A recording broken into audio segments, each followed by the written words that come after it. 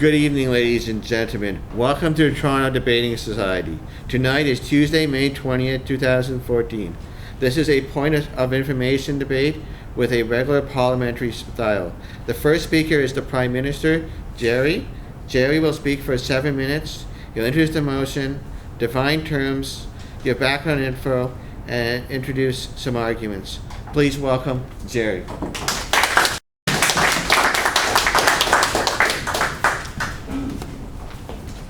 Thank you, Mr. Speaker. Ladies and gentlemen, members of the opposition.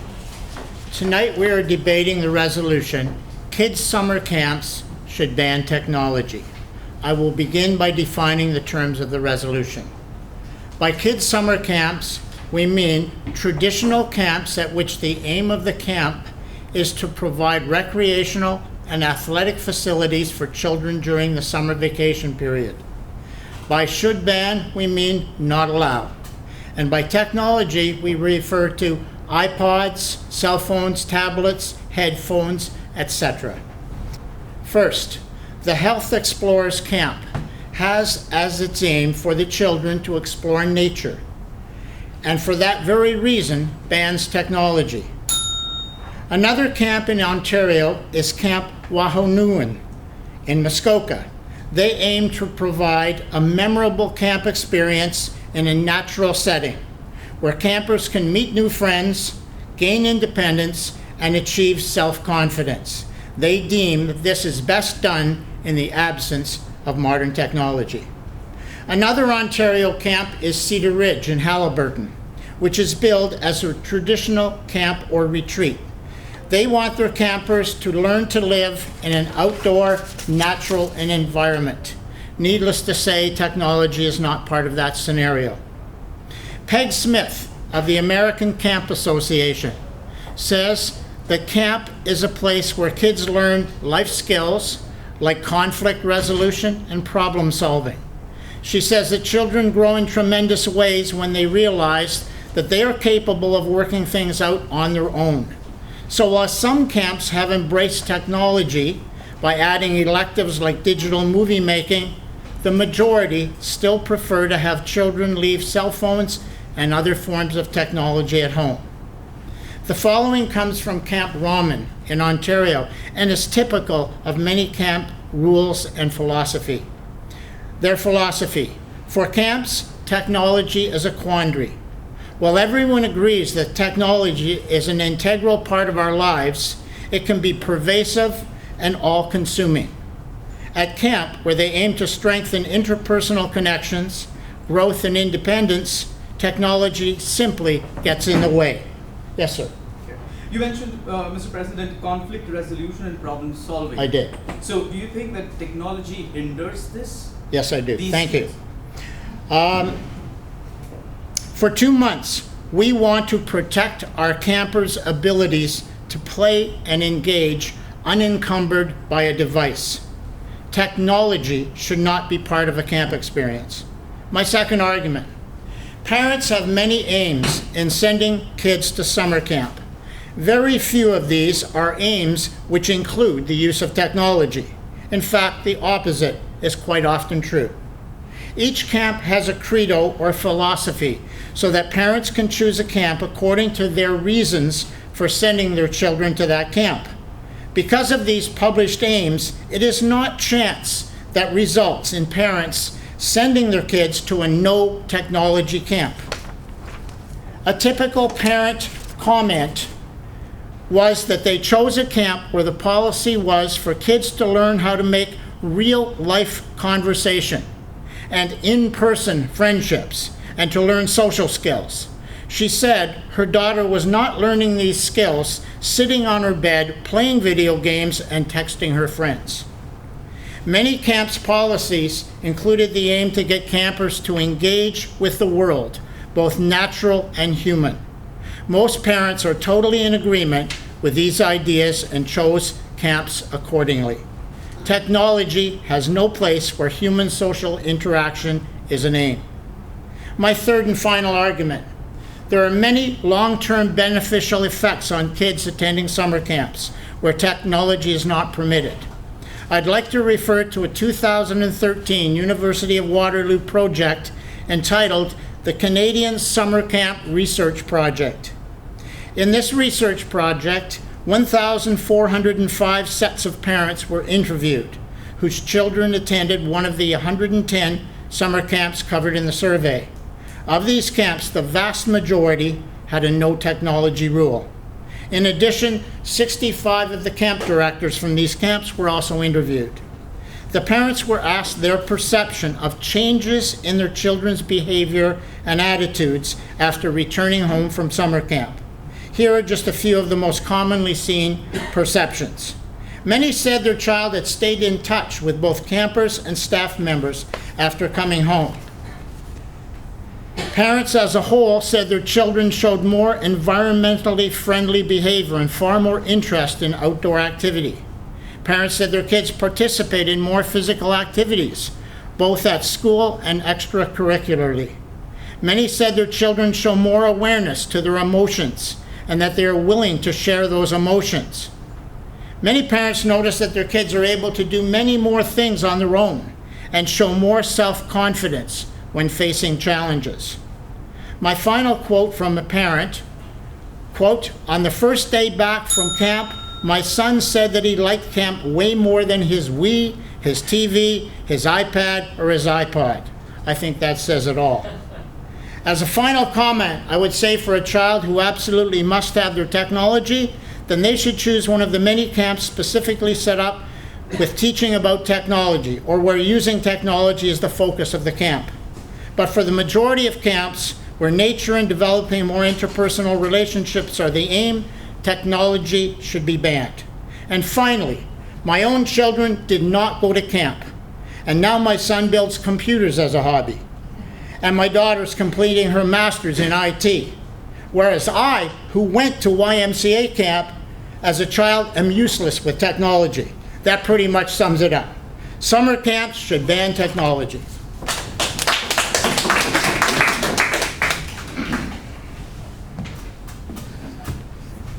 Thank you, Gerry.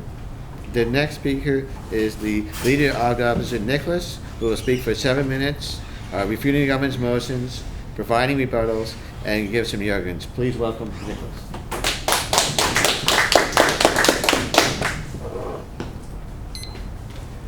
Good evening, ladies and gentlemen. Before I get into my points, I'd like to address some of the things that the government said. First of all, I want us to kind of think for a second on what they mean by this resolution, that we should ban all technology from summer camps. So in preparation for the role, I actually went through the Toronto Summer Fun Guide, which is actually put out by Parks and Recreation, and looked at all the summer camps that require technology. And according to their definition, they would want to do away with science fun, which is for ages 9 to 12, a computer camp, which is broken into several categories, including computer programming, computer basics, and computer game development. There's a robotic camp. There's an eco champions camp where they use computers. There's an engineering camp. And even the art camp says right here that they learn art foundations and utilize industry software such as Photoshop. So I'd like to point out that this is a huge resolution. The government would effectively want to remove a good portion of the options from parents for summer camps. Now, to get into my points, I have several points, and my partner Addie will pick up on any that I don't get to at this point. So, to give the government a benefit of a doubt, we're going to assume they're not talking about technological summer camps. They're probably talking about those outdoor nature camps overnight. So we will help them out there and interpret the resolution that way. And for technology, well, there's an etc. in the definition, so let's just assume they're talking about electronic devices. So the first point, why we should allow technology at summer camps, for safety, and this is a big one. Now imagine this, kids get lost and hurt at summer camps all the time. Denying technology would be not very helpful in these situations, because technology could help kids. Let's say a kid gets lost, can't find his camp. Well, he could use his cell phone to call for help. He could use the mapping feature on his phone to find out the way back to camp. What if the counselor gives the kids some free time? Well, a kid's much less likely to get lost or lose track of time if he has a wristwatch. But the government did such a poor job of defining what technology was, we don't even know if a wristwatch counts. So, well, I have to include it. What about the camp itself? They use technology, they need it for safety reasons. What about a defibrillator? If a kid, God forbid, has a horrible accident, that counts as technology by my definition. What about using a radio to listen for weather reports against storms? What about emergency phones if you're out of coverage to call like a satellite phone if you need help? What about this stuff? Such a poor job. We don't even know what we're talking about here. My next point. Technology can actually augment the camp experience. It can actually make a better experience. So government is denying the fact that we can use technology to augment the experience. For example, let's imagine an outdoor camp. Yes, question? I just have a question. Have you actually ever been to a traditional outdoor camp? Yes, I have. And so you do know what they do there, do you? Yes. Okay. All right. So, for example, at an outdoor summer camp, what if they utilize things like GPS devices, radar, as part of an experience of learning about nature? Well, guess what? There are technological tools that can help us learn more about nature. And nature and technology does not have to be a major part of these camps. They could be designated, set aside periods of use that don't infringe on all the camp activities. There's no reason that it's like all technology or no technology. There's lots of space in between. And what about for pure fun? Now imagine how much fun it would be going to an outdoor camp and playing laser tag at night in the forest. That would be amazing, wouldn't it? What about a modern version of hide and seek? Or what about a scavenger hunt where you use your cameras to take a picture of there's a silver maple, take a picture of that. There's a redwood, take a picture of that. That would be cool, don't you think? What about kids taking photos of their friends as they're having a great time at this camp? So they can take these memories home and show their other friends how much fun. Look, you should go to this summer camp. It was great. These memories are going to stick with me forever, and I have these photos as proof. The government would want to ban all that activity. My next point, demographics. Now, kids are entrenched in their technology. We accept this. This is a fact of the world we live in. So we have to think about what would be easiest for the kids. Like what kind of camp would attract a kid that's completely immersed in technology? A camp that says no technology whatsoever? Or how about a camp that says we're going to have technology, but we're not going to ban it, we're going to limit it. We're going to set aside 1 hour a day of recreation time in which you can do whatever you'd like. It won't infringe on any camp activities. It won't distract from any camp activities. Yes, don't you agree? Is that not banning technology except for that 1 hour a day? It's limiting it. It's not leaving it at home. Banning it except for that 1 hour a day? Limiting it. Anyway, so a kid who relies on technology is more likely to want to go to a camp where they don't have to go cold turkey without their cell phone for the entire time. And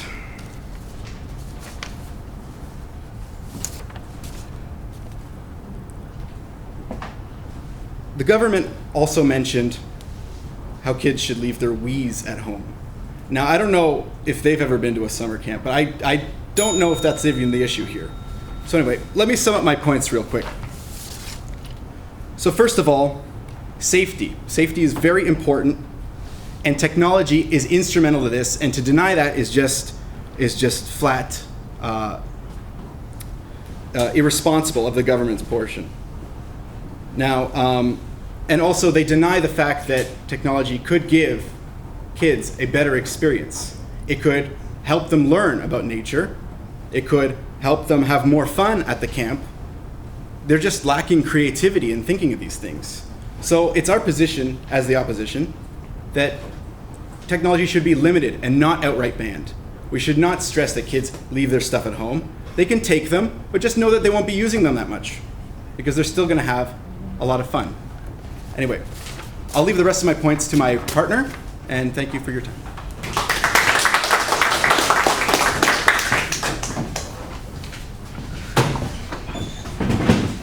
Yeah. So before I speak here, I just want to mention to you that with points of information, that when you ask it, there is not supposed to be any follow-up with it.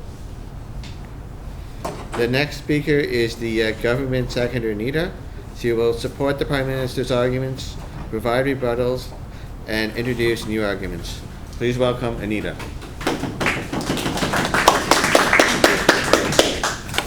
Good evening, ladies and gentlemen. I would like to start by rebutting some of the points made by the opposition. They talk about safety. Summer camps have been operating since the late 1800s, and they were about survival skills back then. They actually now have to send kids to camp for social skills because they spend too much time with technology. Trust me, these summer camps have been operating all of this time, and these kids are coming home safely, and when there are incidents, there are counselors who make sure that these kids get the attention that they need. They do not need technology. They have telephones. They have what they need to get these kids to a hospital or whatever they might need. Then it said that offering technology perhaps on a limited basis would attract more kids to camp. Well, I think, since they didn't really argue about any of the points that the Prime Minister made in terms of parents not having a name of technology, they obviously agree with our points there and all of the beneficial things about being at camp. So I think that what we need to do is, why are we sending our kids to camp? We are sending our kids to camp to get them to learn self-reliance. So this is my argument. We send kids to learn about self-reliance. Technology, please. Is it impossible to learn self-reliance and set aside 1 hour a day for technology use? Certainly it is at a summer camp, yes, absolutely. I wanted to say that a summer camp learns self-reliance, and I'm going to give you an example from a lady named Nancy Gibbs, who writes for Time magazine. Nancy says that technology that we have, she calls them gizmos, and she said our gizmos are a tethering technology equivalent to an apron string. And the purpose of a camp is to sever those strings in the interest of building social skills and self-confidence. So I rest my case. It just makes no sense what you're saying. In terms of self-confidence, I know when a kid goes off to summer camp, they're out of their comfort zone, physically and socially. They're away from their parents, away from technology, and oftentimes they're coming from a very sedentary lifestyle. So they arrive at camp very nervous. So how do you build self-esteem and self-reliance on that? Well, two things that they focus on. Social. Social interaction is the key to camp life. While at camp, they live together, they work, and they play together. Camps encourage interaction, and they encourage respect for each other. They make friends by talking, by helping each other, and participating in group activities. They live in cabins, and they share chores. By sharing these chores, they're learning how to be self-reliant. Oh, I'm responsible for getting to the kitchen tonight. I'm setting the table. So they learn to take responsibility. When they take responsibility, they learn confidence. They learn self-reliance. Camp activities are another thing that, when they start, they think they're going to fail. I can't do any of this. But summer camps offer so many varieties of activities and opportunities to learn new skills. And the counselors support and encourage these kids. And the kids are in an environment where they try, they have their setbacks, they're not afraid to try again. And as they get a little bit of skill, their confidence grows. And they've conquered their fears. That's why we send our kids to summer camp. We don't send our kids to summer camp to go back to their cabin and be on the cell phone for an hour talking to friends saying, this is what I'm doing. Instead of doing that, they should be back at their cabin telling ghost stories, scaring each other, having fun, doing a sing-song in the evening around a fire. There is no time to put a cell phone or any kind of an electronic device into a camp life. They're not interacting with new friends, they're not physically active, and they are not experiencing camp to the fullest if they are involved with technology.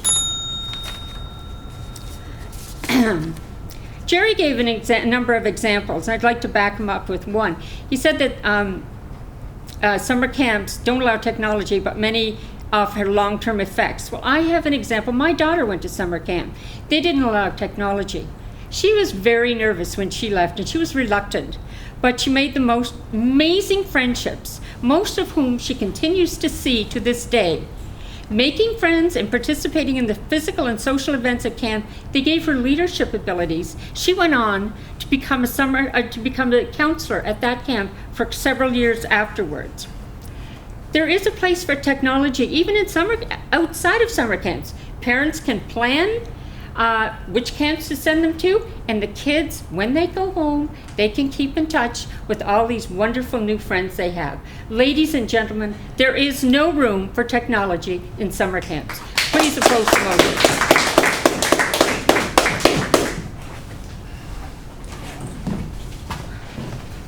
Thank you, Anita. The final speaker is the opposition seconder, Addy. Addy will support the lead opposition arguments, provide rebuttals, and introduce some new arguments. Please welcome Addy.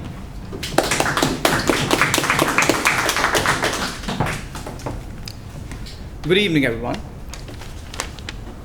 I would like to start off by reviewing and respectfully disagreeing with what the government seconder has put out, and then move on to reaffirm the points that my leader has made and introduce some new points. No room for technology at camps. That's quite a blatant and quite a strong statement to say. What we have already shown is that technology and traditions can go together. My leader has already put out points very well. I hear a lot of hopeful, nice words like social interaction, confidence, self-reliance from the government. But government has not shown even once that any of these are completely killed by the use of technology. Technology, in fact, boosts social interaction, confidences, as well as self-reliance. Self-reliance is doing things yourself. I really don't see the point why technology should be banned completely. Also, I agree government has built up a very rosy picture about the traditional camp. You sit around a fire, you play guitar, you talk to each other. Very nice, and we appreciate that. But that does not mean that half an hour or 1 hour of technological use would completely kill this experience. You have 24 hours in a day. If 1 hour is given to the technology in which these kids have been born, they have seen this technology right from day one. Yes, please. How would you propose giving them an hour a day and making sure that that is enforced? How could you possibly do that? You can have these particular technological gadgets locked in the room. You can have it with the counselor. So you always give, okay, from time 7 to 8, you can use this, and now you give it back. Simple. Okay. So basically, I really don't see, or we have not seen the point why technology and traditions can go together. Government has all the time painted a nice rosy picture that the traditional camps were always good and how technology is killing everything. I think it's kind of a buzzword. It has become kind of a trend to all the time bash technology. At the same time, we can't live without it. Everybody says, these kids these days, they can't get out of their beds. These kids these days, they can't have their cell phones. We keep on craving for this, but we want that technology. We can't live without it. So let's face it, let's meet in the middle. No banning, limiting technology, as my leader has said. Safety, yes sir. Do you not think locking these devices away in a locked cabinet would give the campers the idea that these are bad things that they shouldn't be using? And that's exactly we want to pursue, right? We want to give them a hint that this needs to be limited. You can't sit with these devices whole day, right? And that's a very good message, in fact, if you lock it out. That's what it is. Now, ma'am said safety has been around since 1800. 1800s we had camps. Well, since 1800s we had a drop in mortality rate. And since 1800s we have a lot of changes. Since 1800s, our life expectancy has increased. And so we can't just carry forward the 1800s here and try to enjoy and think. We want to meet in the middle. We are not saying go gizmo. We are not saying completely go and cook your food on campfire. Let's meet in the middle. No banning, limiting. Now, moving on to some new points that I would like to introduce and supplement what my leaders already said. Why is technology essential in today's world? First, homesickness. There are kids who go to camp for the first time in their lives. the homesickness that sets in from day one can completely ruin the whole experience of the camp. Let's face it, if we were to give them about a few minutes, let's say, okay, we agree to you, no 1 hour, let's give 20 minutes. If they could at least just say hi, hello to mom and dad's soothing voice can tell, go enjoy, make friends. You will love it. So this homesickness can be taken care of with technology use and limit. Also, promotion of camps. If kids take some good photographs of them enjoying in the camp, they put it out, it's a good promotion for the camps themselves. You will draw more a crowd. Will have their friends and their friends and friends talking about how nice they had, how enjoyable was the whole experience. Third point, convenience. Jeff Salzman is a director of Sunny Skies Camping, and what he's saying is blending technology and tradition. He says that we are not talking about giving microwaves to kids to make s'mores, but let's meet in the middle. Let's give them something which they cannot live without. What is better? No camp at all or camp with some technology? So it is important to see that technology should be limited. Today, technology is intertwined with every walks of our life. Presenting this motion of banning technology is shooting oneself in their own foot. And for that also you need technology. Also, so we can rationalize this motion by saying limit rather than ban. Please defeat this outdated motion. Thank you.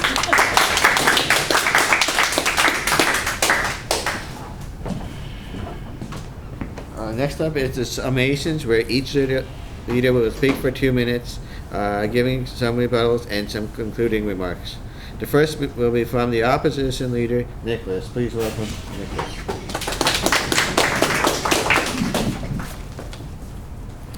Thank you.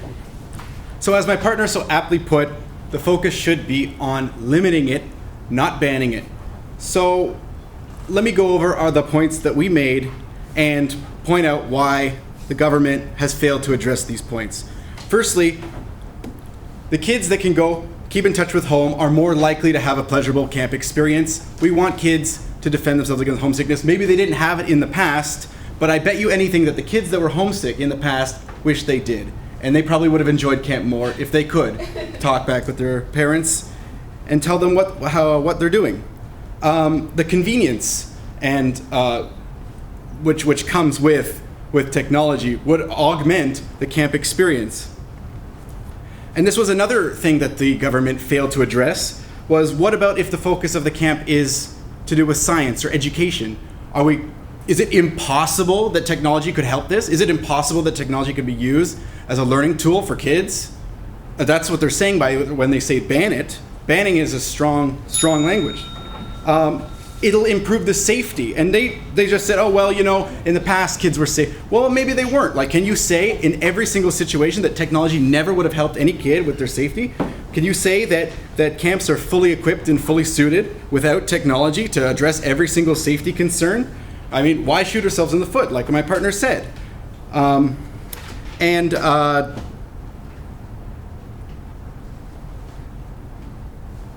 of course, we're talking about how technology can be used to increase the amount of fun and the promotion of the camp by kids taking pictures and recording themselves in history, showing how much fun they're enjoying. This is good for the camp. This is good for the campers.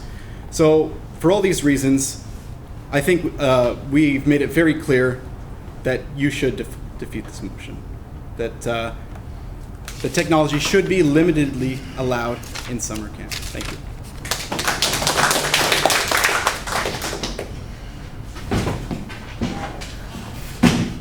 Thank you, Nicholas. We will now welcome the Prime Minister, Gerry, who will provide rebuttals and concluding remarks in the government's 2-minute summation.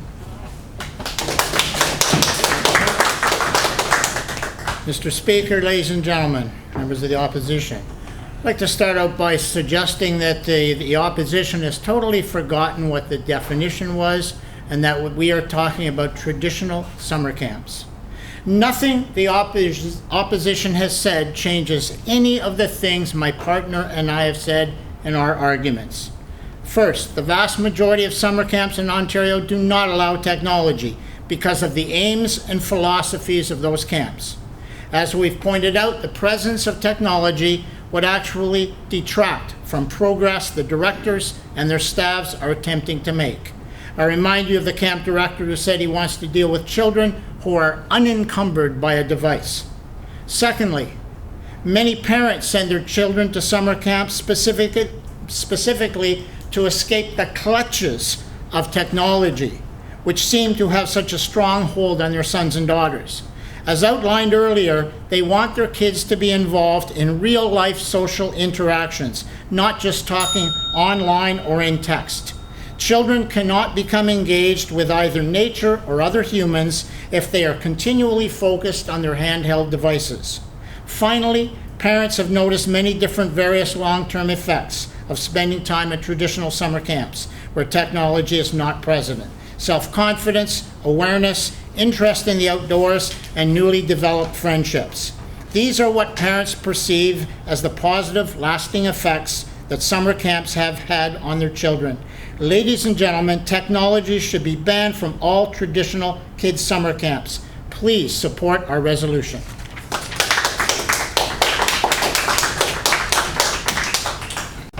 Thanks, Gerry. This was a good debate. We will now hear the adjudication from Dave, who will speak for 7 minutes.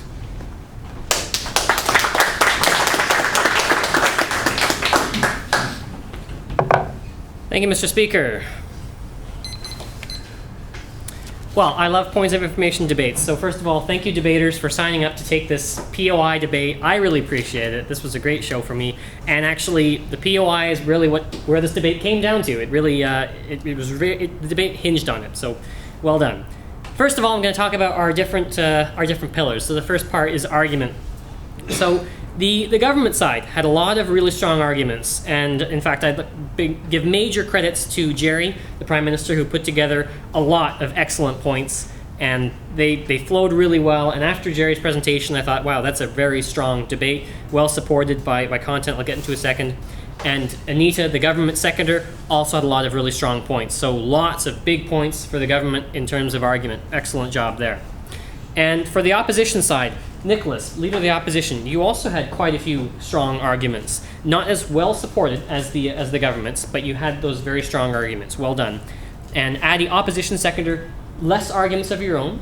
You did spend time trying to shore up and salvage the case of Leader of the Opposition, so that's where a lot of your time went to. But you didn't have that many of your own new points like the government seconder did. So overall, the government takes the argument category from the strength of arguments. Moving into the content area, which I hinged on, again, where are those quotes coming from? Where are those examples coming from? It's coming from the government side. We heard a lot of content about different camps, different aims, quotes from specialists. We had a University of Waterloo study, lots of excellent content from the government side. Opposition side, there was content there was a lot of research, but it wasn't really coming out as strong in terms of really supporting your points. So that was a little bit of a lost opportunity there. Just a bit more content to kind of shore up your arguments. Maybe if there was a study about the use of technology in social interactions, anything like that, that was just a bit of a hole. So again, this category also goes over to the government. But the big wiggle room was the use of the phrase "etc." as part of technology. And I think the opposition and the audience knew what you meant by that, because you said iPhones, iPads. I couldn't write them all down. Consumer electronics is what I heard. But because you said etc., and then we had the opposition start talking about defibrillators and wristwatches, those were good rebuttals, because you were exploiting the weaknesses in their argument and the way they're presenting it. So in the future, be more careful. I think the government should have realized that there was a big gaping hole that they could drive a truck through, and they did. So they made big hits on you for that. And actually, they even, I don't know if they tricked Anita into this, but the whole revealing the problem in the definition was made very clear when Anita, the government seconder, said, quote, "They do not need technology, they have telephones," unquote. So I'm like, aha, there it is. No one, exactly, counselors, but no one, the point was about safety. It's like phones can be helpful. It's like, well, you don't need technology, you've got telephones. So it revealed to me, it's like, aha, neither side of the debate is quite sure what we mean about technology. So a lot of that happened. So that was well done by the opposition to kind of get those holes in.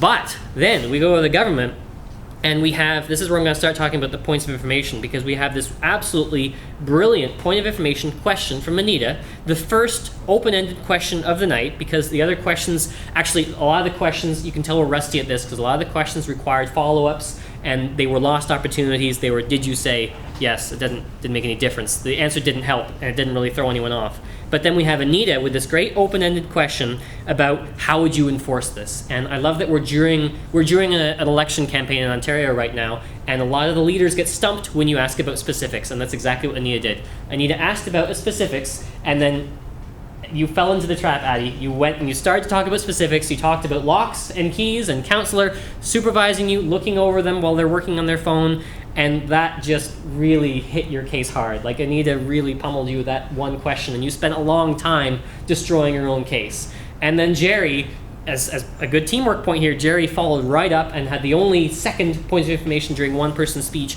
and tried to hammer you harder, and he succeeded again. So their major rebuttal hits came during their points of information where you spent time making their rebuttal points for them. So that was an absolutely excellent use of a point of information from the government, and a bit of, you could work on that armor from the opposition side, because that was a problem. But again, it really came down to this. So the tag team was excellent. Overall, however, because of the definition and the wiggle room and the opposition's success of getting into that hole, their rebuttal points are a little stronger. So the opposition won that rebuttal category. So finally, I'll talk about some style and rhetoric. We have the gold standard from the Prime Minister, excellent presentation. We have a strong presence from Anita, very good. Leader of the opposition had a bit of pacing issues, some ums and ahs, and you also had the phrase limitedly allowed. So that anytime you use a non-word, I have to take a point off. So that's just a little bit of getting lost. And Addie, your speech was a bit quick, which is fine, but you also didn't have chapter breaks. Like, take a pause, say, now I'm going to talk about argument 1. Pause, argument 2. Excellent. The final scores. This debate actually goes to the government, and I had to calculate this a bunch of times to make sure I was right, because the difference is a single point. The government has won the debate with a score of 60 to the opposition's 59. So congratulations. Mr. Prime Minister. Thank you. Thank you very much, sir. You're very welcome. And the honorable mention, the best debater tonight, goes to Anita for Anita's excellent point of information question there. That question, I think all of the points that you got for that is what brought you over that limit for sure. So well done, Anita, best speaker. Thank you. Mr. Speaker. Thanks, Dave. I just have, I was just going to give you, is this the time to do the popular vote? yeah. The House does not agree with the adjudicator. The House gave it to the opposition 8-6. 6?